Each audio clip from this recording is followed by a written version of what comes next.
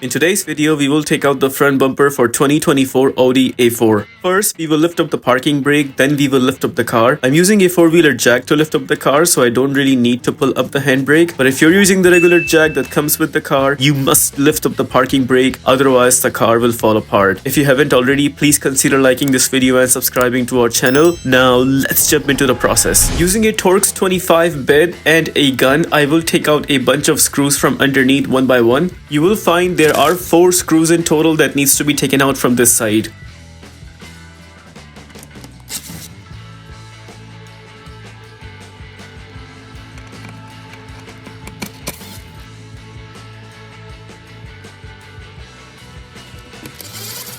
Once the screws are taken out, notice from this part, we actually need to pull out the bumper in order to make it free because this will be holding on to the bumper while we are pulling it out. What I'm trying to do here is pushing the black color tab from the middle and then pulling the bumper outwards.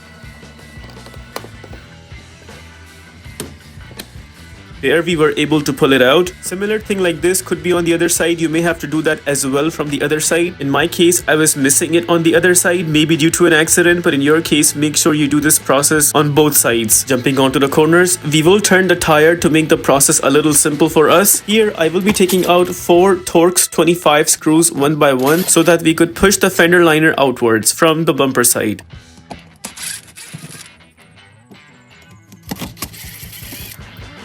Four screws are out. With that, I was trying to push the fender liner outwards, but I was not able to. So we will be taking out 2 more screws right there to make some more room in order to push the fender liner outwards.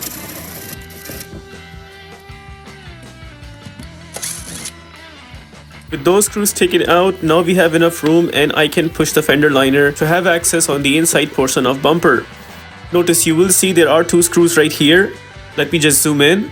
There's one here and one at the back. Just to let you guys know, you do not have to do anything with those screws. You just have to leave them the way it is. I have seen some fellow YouTubers telling people you have to take out these 2 screws, which you do not have to. No disrespect to anyone, but I'll just show you how to take this bumper out without taking out those 2 screws. Now, before doing that, I'll just put this plastic cover right there so that it could hold on to the fender liner for me and I can do the takeout process easily. It is made of plastic, so it would not damage the fender or the paint of it. Now we have enough room. We will be needing to take out a clip. Here I'm using a plastic clip remover tool to take that clip out.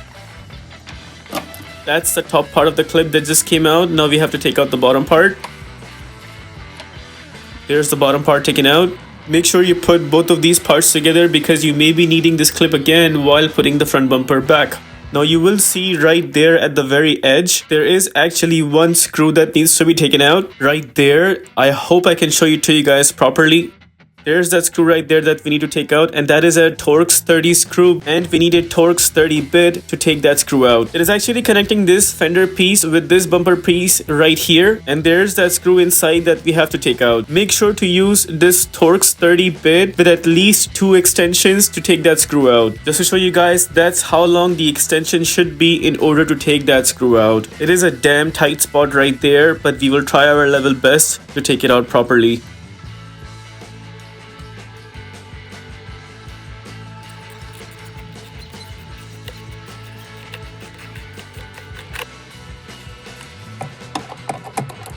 Screw is taken out, it's just fallen apart, and we did that on purpose. We will pick it up once we are taking out the front bumper. With that screw out, now you get the idea on what needs to be done. First, you need to take out this clip right here, and then you need to take out that screw which is deep inside. Now we slightly pull the bumper from the edge, and notice the bumper coming out from this angle as well. The other side, I already took out, but the steps are exactly the same to take it out. First, you take out a bunch of screws here from this part, then take out this clip holding onto it from top, and then there is one screw going all the way on the edge right here that needs to be taken out. After that, you pull the bumper from the edge. So just replicate the steps we did from the other side and you should be fine. Now we will jump on to the top part. We will use a tool like this, which has a top side shaped like a hanger. We will use it to pull this plastic piece out first, and then wiggle it out until it completely comes out. There we got the plastic piece taken out. Now using a plastic trim remover tool, we will try to pull out this plastic piece from the edge up until the very end towards the other side. It is actually attached with some clips that we have to pull out one by one. Now we gently slide it outwards, and there you notice the plastic cover has been taken out. Underneath that plastic cover, there are a bunch of Torx 30 screws that needs to be taken out one by one.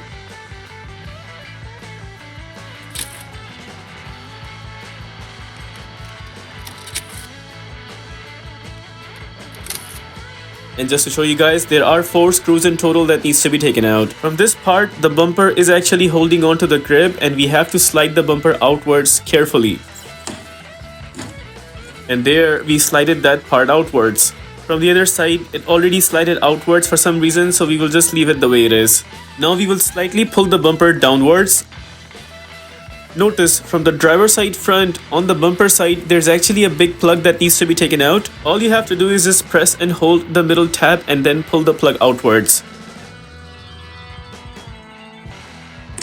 There we took out the plug. This plug was actually for the parking sensors. There's also another plug right here which is called the radar. For us there is no problem, but the thing is, the moment you take it out, you're going to have the calibration sign coming up on your speedometer or dashboard, and that is the only reason why I'm not taking it out right now, just keeping it like that. The similar plug and similar radar is here on the other side as well. Again, we will not be taking it out for the same reason, because it will show signs on the speedometer, the calibration sign, and once the sign comes up, I have to do the calibration for some extra $100, which I'm trying to avoid here. But it's entirely up to you if you want to take it out. All you have to do is just treat it like a plug, press and hold the middle tab of the plug and then pull the plug outwards to take it out. Now with that, we are done taking out the front bumper completely. If this video helps you in any way, please consider liking this video and subscribing to our channel. Here are the list of tools used for this takeout.